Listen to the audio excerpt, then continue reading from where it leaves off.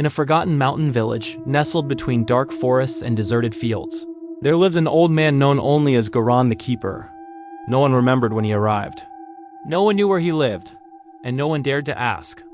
But the children, they whispered his name. For decades, children from the village had vanished one by one, always at dusk, always near the old dirt road leading toward the woods. Search parties were formed, the forest was torn apart, wells were drained, and every abandoned house was inspected. But not a single child was ever found. Not even a footprint. Rumors spread that the old man knew the woods better than anyone, that he walked them at night, carrying an old lantern with a dim red glow. Some even claimed they saw him standing perfectly still behind trees, just watching. The village lived in a constant, quiet fear, but without any proof, no one could accuse him. Then came the night it all began to unravel. One cold autumn evening, 3 children disappeared at once. Not 1, 3. The whole village erupted into panic. Their families begged the mayor to finally confront the old man. A group of men gathered torches and tools and marched toward the forest path, their faces grim. This time, they found something. Footprints, small, frantic ones, leading deep into the woods. Mixed with them were larger, slow, heavy steps. The men followed them for hours, their torchlight dancing on the ancient trees. They pushed deeper and deeper, until they found an old, rotten door, half buried in leaves. A hidden entrance. A place no one had ever seen before.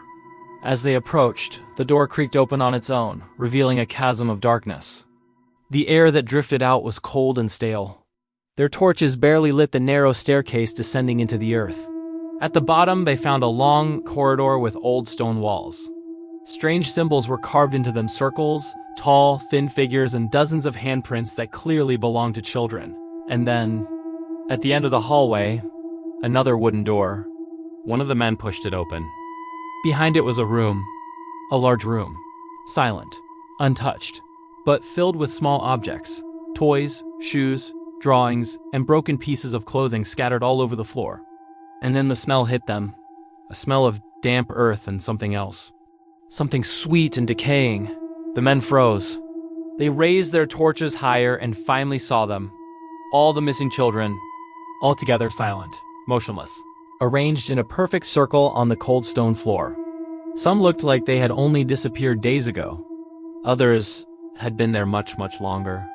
The men screamed and ran back up the stairs, scrambling over each other, desperate to escape the nightmare below. But as they climbed, a dim red glow appeared at the top of the staircase. It was the lantern, and beside it, the old man himself. Garan the Keeper. His voice was calm, almost gentle. "You should not have opened that door," he whispered. "They are mine to keep." The torches flickered, and suddenly the lantern's red light grew brighter, filling the room below with a pulsing glow, almost like a heartbeat. The men felt the air tighten around them. Some couldn't breathe, some found they couldn't move. The old man stepped forward, and with every step, the lantern's light dimmed, shifting from red to complete darkness. Only his voice remained, echoing in the suffocating black. "There will be more." When the men finally escaped, gasping for air outside, the lantern's glow vanished completely. So did the old man. And when they returned the next morning with more villagers, the underground entrance had disappeared. There was no door, no stairs, no room, just leaves. And silence. But the children's voices? Some claim they can still hear them at night, calling from beneath the ground, and the old man. He still walks the woods, lantern in hand, waiting for the next child to wander too far from home. Thank you for listening. If you enjoyed this story, be sure to subscribe and turn on notifications for more tales from the dark.